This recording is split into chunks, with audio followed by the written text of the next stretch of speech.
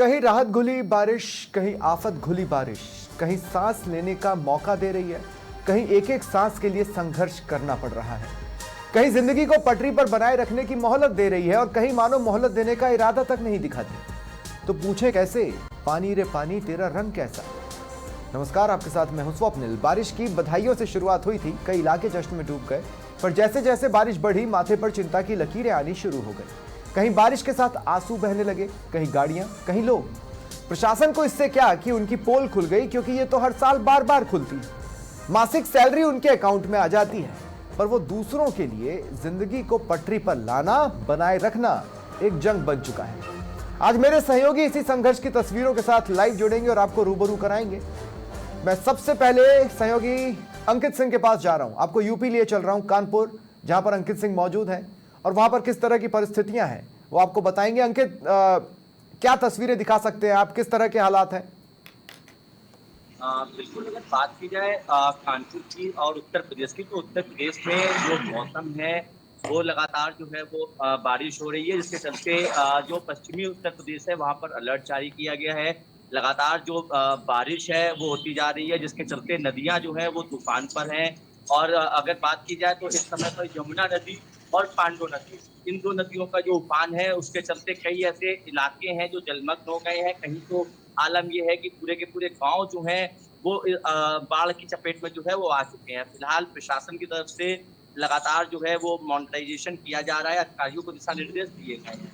लेकिन जो जमीनी स्तर पे जो चीजें हैं वो उस तरीके से नहीं हो पा रही हैं, जिसके चलते ग्रामीणों को काफी ज्यादा दिक्कतों का सामना करना पड़ जाहिर तौर पर देखिए, कानपुर को मैं बहुत आसानी से दो हिस्सों में देख पाता हूं। एक तो वो हिस्सा जो प्लानिंग के साथ आगे बढ़ता गया, और एक वो पुराना शहर का हिस्सा जिसमें प्लानिंग शुरुआत से ही संभवतः या शायद नदारद थी और उसमें कोई विशेष प्लान डालने की कोशिशें समय के साथ की गई हो, ऐसा मुझे कभी नजर आया नहीं। तो दोनों इलाकों में क्या जुदा जुदा तस्वीरें हैं? जहां पर जो प्लानिंग से बनाई गई, क्या वहां प्लानिंग ढह गई है? जहां प्लानिंग थी नहीं वहां तो कुछ होगा ही नहीं, ये तो तय है। बिल्कुल साफ तौर पे कहा जा सकता है, क्योंकि कानपुर जो है वो एक नाले का शहर कहा जाता है और जिसके चलते वहां पर बाढ़ जैसी हालात जो है वो लगातार बनी रहती है। जरा सी बारिश में जो शहर है, चाहे वो शहर का डेवलप एरिया की बात करी जाए या अनडेवलप एरिया की बात करी जाए, दोनों जो एरिया हैं वो पूरी तरीके से बाढ़ में जो है वो डूब जाते हैं। घंटों जाम जैसी परिस्थिति जो है वो बनी रहती है। वहीं अगर कानपुर देहात की बात की जाए, जो कि पहले कानपुर में था, बाद में उसको कानपुर देहात कर दिया गया, वहां की अगर बात की जाए तो वहां पर जो यमुना नदी और पांडु नदी है उनका जो जलस्तर है वो लगातार उफान पर है, जिसके चलते जो लोग हैं उनको काफी ज्यादा दिक्कतों का सामना करना पड़ रहा है। कई ऐसे दर्जनों मकान हैं जो डूब चुके हैं। अभी समाचार प्लस की टीम कानपुर की कटरी के क्षेत्र में भी गई थी, जहां पर जो आलम था वो ये था कि कमर के ऊपर तक पानी भरा हुआ था। तो साफ तौर पे कहा जा सकता है कि जो सड़कें थी उन पे नाव चल रही थी। तो इससे कहीं ना कहीं ये बात साफ हो जाती है कि अधिकारियों को साफ तौर पर ये पता है कि बारिश होती है तो बाढ़ आती है और हर साल ऐसी स्थिति देखने को मिलती है। तो इसका कोई पर्टिकुलर जो है वो जुगाड़, परमानेंट वाला कोई जुगाड़ जो है उपचार नहीं निकाला जा रहा है, जिसके चलते जो शहरी इलाके हैं और जो ग्रामीण इलाके हैं, दोनों जगह जो लोग हैं उनको काफी ज्यादा दिक्कतों का सामना करना पड़ता है। ठीक है अंकित, आप मेरे साथ रहें, आगे भी मैं आपके पास आऊँगा। लेकिन अब मैं दर्शकों को उत्तराखंड लिए चलता हूं, जहां से तबाही की तस्वीरें, तबाही के मंजर किसी से छिपे नहीं हैं। सुशील कुमार झा खानपुर से मेरे साथ जुड़ रहे हैं। सुशील, देखिए, उत्तराखंड के साथ ऐसा नहीं है जब वो पृथक राज्य बना तभी ये बात चस्पा हुई, जब वो यूपी में था तब भी उत्तराखंड के साथ हमेशा ये दिक्कत रही है कि बारिश का इंतजार तो उत्तराखंड को बेहद होता है, लेकिन हर साल बारिश कोई ना कोई जख्म देकर जाती है। इस बार के जख्म पूरे देश ने देखे हैं। आज क्या स्थिति है? देखिएगा, पूरे देश की बात करें तो जख्म तो लगातार बरसात के समय में देखने को मिलते हैं, लेकिन उसका पूरी तरह कोई प्रावधान या कोई इंतजाम जो है नहीं किया जाता। हालांकि मंत्री और मुख्यमंत्री से लेकर तमाम बाढ़ क्षेत्रों का जो है निरीक्षण भी किया जा रहा है और डीएम और तमाम प्रशासन अधिकारियों को आदेश भी दिए जा रहे हैं कि इसको सुधार जल्दी किया जाए, हर संभव मदद की जाए। लेकिन यही बात की जाए तो ये हर साल होता है। हर बरसात में मुख्यमंत्री निरीक्षण करते हैं, आदेश भी करते हैं। जो यहाँ के तटबंध हैं वो क्षतिग्रस्त हुए पड़े हैं, जिसको लेकर उनकी समय पर जो है उनका सही होना बहुत जरूरी था। लेकिन समय जो है पर ध्यान नहीं दिया गया, जिसकी वजह से हजारों, क्योंकि जिला हरिद्वार की ये पूरा क्षेत्र जो है किसानी बेल्ट कहा जाता है, और कितनी हजारों बीघे जमीन किसानों की खेती बर्बाद हो चुकी है, कितनी जमीन जो है पानी से लबालब है, तो उसका इंतजाम तो सरकार का नाम जो है पूरा नहीं करता। हालांकि लगातार मीटिंग और मॉनिटरिंग चल रही है, लेकिन कोई स्थायी समाधान पहले भी नहीं निकाल चुके और इस बार भी नहीं निकाल पाए, जिसकी वजह से हालत दयनीय इतनी है कि बच्चे महीने से स्कूल नहीं जा पा रहे हैं, रास्तों में पानी भरा है, और जब पशुओं को चारा नहीं मिल पा रहा है, और लगातार जो रहने का और खाने की कितनी पीड़ा किसानों को हो रही है, ये वहां के खानपुर के खादर क्षेत्र को लक्सर और खानपुर में के उसका जो है कहीं भी अंदाजा नहीं लगा जा सकता कि जिस तरह से 2020 में पूरी तरह से लबालब गांव के गांव बरसात की पानी से डूब गए थे, उसको कहीं ना कहीं सरकार को ध्यान में रखते हुए पहले से इंतजाम करने चाहिए थे। लेकिन सिवाय निरीक्षण के और आदेश के स्थान, अगर ग्राउंड जीरो की बात करें, कोई भी मदद, किसी तरह का कोई भी तरह का समाधान नहीं निकाला जा रहा है जी। हाँ, मैं एक खास बात सुशील यहाँ पर जोड़ना चाहता हूँ। बहुत कम लोग इस बात को जानते हैं कि उत्तराखंड में, पूरे उत्तराखंड में कई ऐसे इलाके हैं जो बारिश आने पर पलायन कर जाते हैं। मतलब वहाँ पर मौसमी पलायन होता है। बारिश आई है, कुछ दिनों के लिए यहाँ से चले जाओ, फिर जब बारिश रुक जाएगी तो वापस आकर अपने घर में रुकना। वो 2-3 महीने उनका खुद का घर, जहाँ पर इंसान अपने आप को सबसे सुरक्षित महसूस करता है, वो असुरक्षा से घेर देता है। क्या ऐसे 1-2 इलाके मेरी जानकारी में खानपुर के आसपास भी हैं? वहां से क्या खबरें हैं? देखिए लगातार जो है बरसात आने से पहले जिस तरह नदियां उफान में आती है, सारी जो चौकियां हैं उनको भी जो है सतर्क किया जाता है, और लगातार लोगों को जागरूक भी किया जाता है कि इस जगह से आपकी नदी गुजर रही है, उफान पे है, तो कहीं ना कहीं उस इलाके को छोड़कर चलिए। हालांकि ऐसा होता है खानपुर में कुछ इलाके गांव ऐसे हैं जो जब गंगा नदियां नदी उफान पे आती है तो उन इलाकों को छोड़ना पड़ता है, और प्रशासन उनको कहीं दूसरी जगह जो है ठिकाना देती है। लेकिन मेन मुद्दे की बात यह है कि अगर जिस तरह के तटबंध क्षतिग्रस्त उनमें सही समय से उनको ठीक किया जाए, तो ये नौबत ना आए कि स्थानीय जो ग्रामीण है उन लोगों को जो है कहीं और जगह शिफ्ट किया जाता है, और उस जगह को जो है असुरक्षित महसूस होता है। तो ये कहीं ना कहीं अधिकारियों और सरकार के कहीं ना कहीं में जो है बहुत ही ऐसा काम कहेंगे कि जिस तरह से एक मानवीय तरीके से ये देखा नहीं जा सकता, क्योंकि सरकार की जिम्मेदारी होती है हर व्यक्ति और शहर, गांव, देहात, तमाम जो ऐसी आपदाएं आती है उनकी कहीं ना कहीं जिम्मेदारी ले, उनको कहीं ना कहीं सुरक्षा मुहैया कराए, या तमाम चीजें ऐसी होनी चाहिए कि उन्हें इस तरह की, जिस तरह हर साल वो पानी की मार झेलते हैं, ना हो पाए।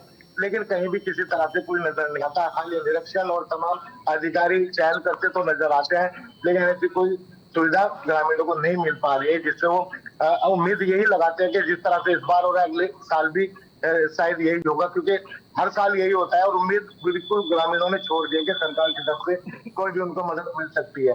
हालांकि लगातार जो स्थानीय प्रतिनिधि है, विधायक है, वो लगातार निरीक्षण भी कर रहे हैं, और जो लोगों की समस्या है उन तक उनसे उस समस्या पहुंच जो है सुन भी रहे हैं, उन तक मदद भी पहुंचाने की काम कर रहे हैं। लेकिन एक स्थानीय की लिमिटेशन होती है, लेकिन जो सरकार है बहुत कुछ कर सकती है। ठीक है। मेरे साथ इस वक्त उधम सिंह नगर से सहयोगी अकरम चौधरी भी जुड़ रहे हैं। अकरम, लगातार सीएम मॉनिटर कर रहे हैं, तमाम हालात पर निगाह बनाए हुए हैं। अब मैं ये कहूं कि आदमी सोना भी छोड़ दे तो भी निगाह रखना उत्तराखंड में बारिश पर बड़ा मुश्किल है, बहुत मुश्किल है। कितनी मॉनिटरिंग हो रही है? बिल्कुल, जिस तरह से मानसून का सीजन अंतिम दौर में पहुंच चुका है, लेकिन पहाड़ों का क्रोधित होना अभी भी लगातार जारी है। जिस तरह से पहाड़ से लेकर मैदान तक लगातार भूस्खलन और लगातार बाढ़ जैसी समस्याएं आ रही है। कहीं ना कहीं शासन प्रशासन के इंतजाम कह सकते हैं ना, कुदरत के कहर का आगे बिल्कुल फेल नजर आ रहे हैं। इस तरह से इस बार उत्तराखंड का नजारा देखने मिला है, तो ये बहुत समय बाद देखने मिला है, क्योंकि लगातार मानसून का सीजन अंतिम दौर में चलने के बाद भी लगातार मामला रेड अलर्ट में जारी है। जिस तरह से मुख्यमंत्री पुष्कर सिंह धामी ने सारे मामले में खुद नहर बनाई है और लगातार टीमें लगातार नहर बनाए रखे हुए हैं, लेकिन कहीं ना कहीं जितने बड़े इंतजाम है मुख्यमंत्री पुष्कर सिंह धामी और उनके अधिकारियों में, कहीं ना कहीं कुदरत के कहर के आगे बिल्कुल ढले हुए नजर आ रहे हैं। तो खतरा अभी भी उत्तराखंड के लिए टला नहीं है। पूरा सितंबर का महीना लगातार रेड अलर्ट जारी कर दिया गया है, और आने वाले 6 तारीख तक लगातार बिल्कुल सचेत किया गया है कि नदी नाले या ऐसे स्थानों पर बिल्कुल ना जाए जहां खतरा हो सकता है, क्योंकि लगातार पहाड़ों में जिस तरह से शोभित होना और कहीं ना कहीं नदियां बिल्कुल लबालब भरकर चल रही है, मैदानी इलाकों में बाढ़ जैसी स्थिति बनी हुई है। लगातार जो आसपास नदी के लोग बसे हुए हैं उनको खाली कराकर राहत शिविरों में पहुंचाया जा रहा है। खतरे की बहुत बड़ी बात है। उत्तराखंड के लिए खतरा कह सकते हैं कि अभी लगभग आने वाले दिनों के लिए कोई टला नहीं है। प्रशासन शासन पूरी तरह से इंतजाम में लगा हुआ है। कह सकते हैं आने वाले टाइम में उत्तराखंड के लिए कैसा रहेगा ये तो आने वाला समय ही बता पाएगा। देखिए, आप जिस जगह से हर बार जुड़ते हैं मेरे साथ लाइव में, अकरम, मैं ये ज़रूर कहूँगा कि इन तस्वीरों को देखकर यहाँ स्टूडियो में अगर मुझे डर लग रहा है तो इन तस्वीरों के आसपास तो आप लोगों के लिए खबर कवर करना भी अपने आप में बहुत हिम्मत का काम है। अकरम, आप मेरे साथ बने रहें। मेरे सहयोगी अनिल भार्गव इस वक्त शाहबाद से मेरे साथ जुड़ रहे हैं। अनिल, देखिए, शाहबाद में अब लोगों की कोशिश ये होगी कि किसी तरह से ज़िंदगी पटरी पर लौट आए। रुक रुक कर बारिश हो रही है, उस प्रचंड वेग से नहीं जितना संभवतः 48 घंटे पहले। तो ऐसा तो नहीं कहूंगा कि राहत मिल गई या बारिश ने अब राहत दे दी है, लेकिन यह जरूर कहूंगा कि अब जिंदगी का संघर्ष चालू हुआ है पटरी पर लौटने का। जी बिल्कुल स्वप्निल, मैं आपको बता दूं, शाहबाद क्षेत्र में लगातार बारिश का दौर बना हुआ है। बात की जाए आज दोपहर की तो दोपहर से करीब 12 बजे से बारिश का दौर लगातार जारी है और कई स्थानों पर रुक रुक के बारिश हो रही है तो कई स्थानों पर तेज बारिश का आलम देखने को मिल रहा है और बारिश के चलते आम जनजीवन पर काफी असर देखने को मिल रहा है। भाई दोपहर में धूप निकली हुई थी, करीब सुबह की बात की जाए तो उस समय उमस और गर्मी बनी हुई थी, लेकिन इस वक्त मैं मौजूद हूं उस जगह पर रिमझिम फुहारें चल रही हैं, आसमान में काली घटाएं छाई हुई हैं और मौसम इस वक्त बिल्कुल खुशनुमा बना हुआ है। गर्मी उमस से लोगों को राहत मिली है तो कहीं ना कहीं ये मौसम है बिल्कुल मिला जुला बना हुआ है। भाई मौसम विभाग की बात की जाए तो मौसम विभाग ने आने वाले 5 सितंबर तक कई स्थानों पर तेज तो कई स्थानों पर अति से भारी बारिश की चेतावनी जारी की है। इसको लेकर मौसम विभाग ने अलर्ट जारी कर दिया है। भाई आम जन इसको लेकर अपनी कहीं ना कहीं बचाव करने की कवायद में जुटा हुआ है। भाई किसानों की बात की जाए तो किसान बिल्कुल मायूस नजर आ रहे हैं क्योंकि जो पहले बारिश ने तबाही मचाई थी तो कुछ किसानों की फसलें उस टाइम गल करके नष्ट हो गई थी और कुछ अब बची खुची फसलें हैं तो इस समय ये बारिश लोगों को नुकसान पहुंचाने में लगी हुई है तो कहीं ना कहीं अब किसान मायूस नजर आ रहा है और क्षेत्र में मौसमी बीमारियों का लगातार ग्राफ बढ़ता जा रहा है। अस्पतालों में मरीजों की संख्या में इजाफा हो रहा है और लगातार जब बारिश का दौर चलता है और जब धूप खिलती है तो उमस और गर्मी बढ़ती है तो कहीं ना कहीं लोगों के स्वास्थ्य पर विपरीत असर देखा जाता है।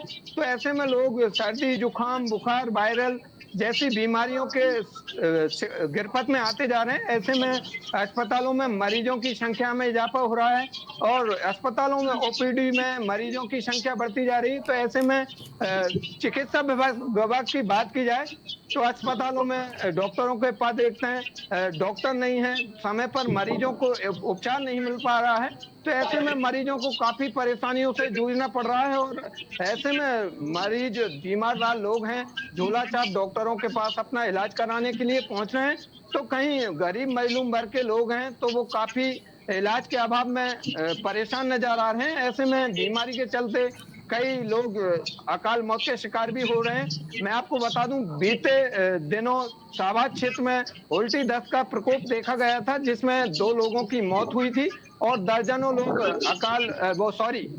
बीमारी की चपेट में आए थे। ऐसे में कहीं ना कहीं लोग अभी बीमारियों की चपेट में हैं तो उनको स्वास्थ्य विभाग से जितना उपचार मिलना चाहिए, जितनी सरकार द्वारा जो जन कल्याणकारी योजनाएं हैं अस्पताल में उनका इलाज मिलना चाहिए वो मिल नहीं पा रहा है। तो मायूस हर तरफ लोग बात देखने को मिल रहे हैं, चाहे किसान की बात की जाए या आम जन की बात की जाए, हर तरफ लोग मायूस नजर आ रहे हैं। जी ठीक है अनिल, आप मेरे साथ बने रहें। अब मैं यूपी की राजधानी लखनऊ आपको लिए चलता हूं। मेरे सहयोगी जय त्रिपाठी इस वक्त मेरे साथ जुड़ रहे हैं। जय, मैं ये तो नहीं कहूँगा कि सीएम योगी एक्शन मोड में नहीं है, वो है और लगातार नज़र भी बनाए हुए हैं, लेकिन आसमान का क्या करें, वो जब जिस मूड में आ रहा है इलाके की मतलब लगभग ऐसी तैसी करके जा रहा है।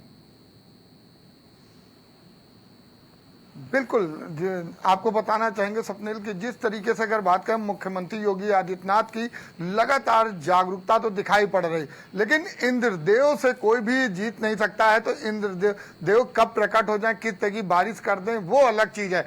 आज हम अगर बात करें तो राजधानी लखनऊ की अगर बात करें तो मौसम ठीक ठाक हो चुका है और पहले से बेहतर दिखाई पड़ा, लेकिन आज भी लखनऊ के ग्रामीण इलाकों की हम बात करें, चाहे माल की बात करें, चाहे बक्सी तालाब की बात करें, सरोजनी नगर के आगे, बंथरा के आगे बात करें, वहां पर अभी भी बारिश की पूरी तरह से देखने को मिला कि वहां भी बारिश हो रही है। और जहां जहां गोमती का किनारा है, आपको बता दें गोमती के किनारे लगातार जल भराव देखने को मिला, क्योंकि गोमती के तट के किनारे जितने गांव हैं वो कहीं ना कहीं उसमें डूबते हुए नजर आ रहे हैं। लोग अपने गांव को छोड़कर शहर की तरफ भागते हुए नजर आ रहे हैं। लेकिन जिस बात का मुख्यमंत्री योगी आदित्यनाथ लगातार निगाह बनाए हुए हैं और उन्होंने निर्देश भी दिया है कि ऐसे में यदि अगर किसी का घर डूब जाता है तो उसको आश्रित मदद किया जाए। साथ ही साथ आपको बता दें जहां पर इस तरीके की देखा जा रहा है वहां पर उन लोगों को राशन भी पहुंचाने की सुविधा यहां पर प्रदान किया है। लेकिन नगर निगम की हम अगर जिस तरीके से बात करते हैं वो कहीं ना कहीं सिर्फ खाना पूर्ति करता हुआ स्वप्निल दिखाई पड़ता है,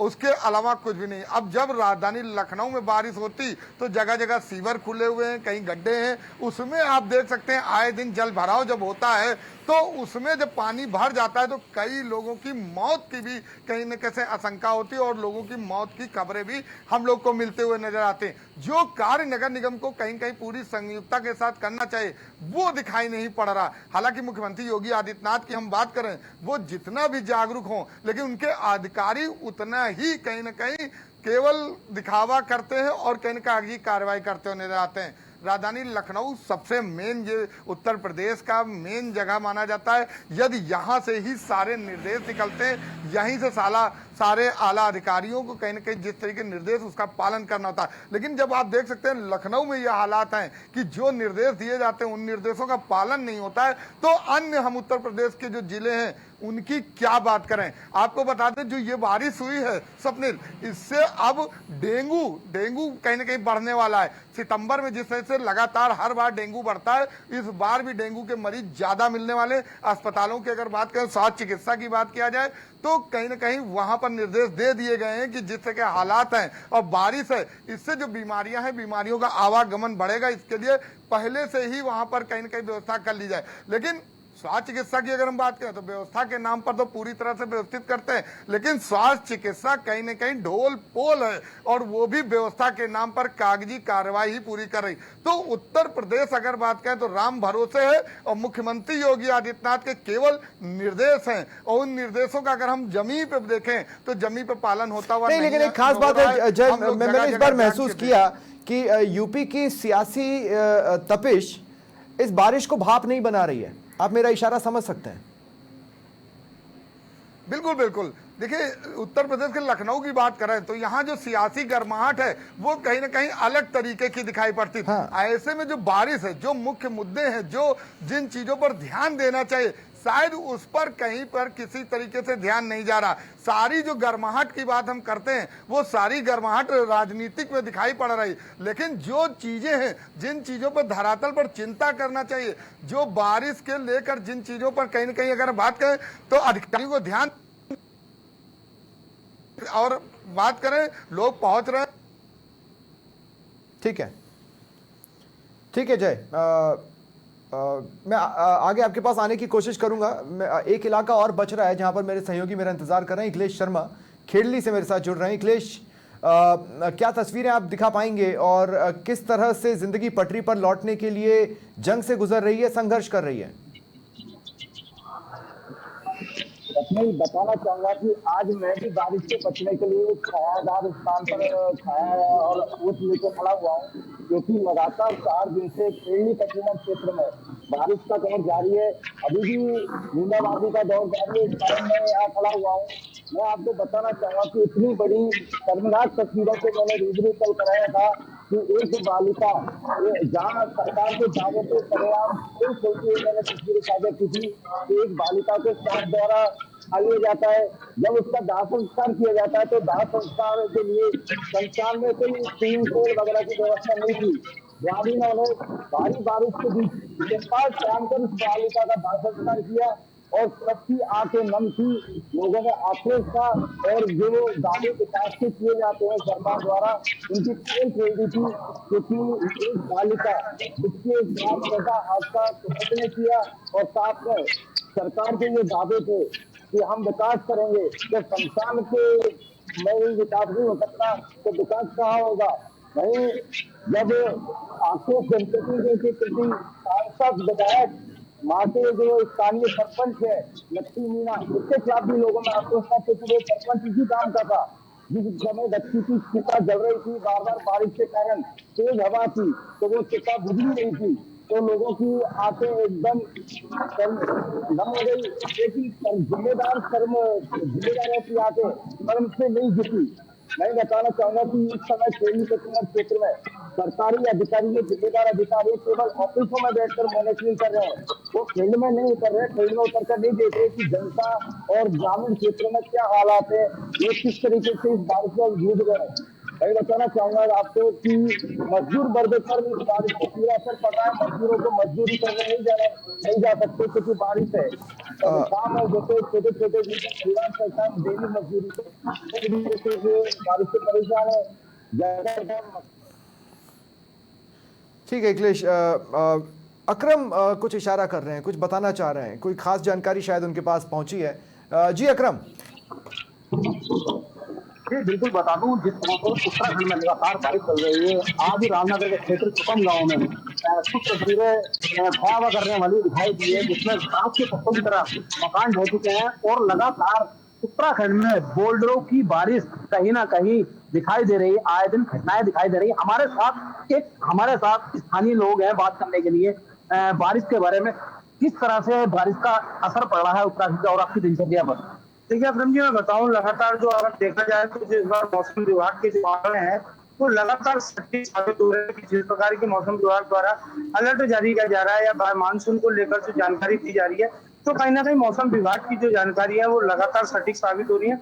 और रामनगर की हम बात करें तो रामनगर में आपने देखा होगा कि छुकुम गांव जो कि आपदाग्रस्त गांव है, वहाँ पहले से ही लोग जो है विस्थापन की लंबे समय से मांग कर रहे हैं कि अगर वहाँ कोई भी दिक्कत होती, बाजार आना पड़ता है या मरीज कोई बीमार होता है आना पड़ता, तो पहले ही उनको एक नदी पार करनी पड़ती है। नदी पार करके लोग अपनी जान जोखिम में डालकर जो है नदी पार करके आते हैं।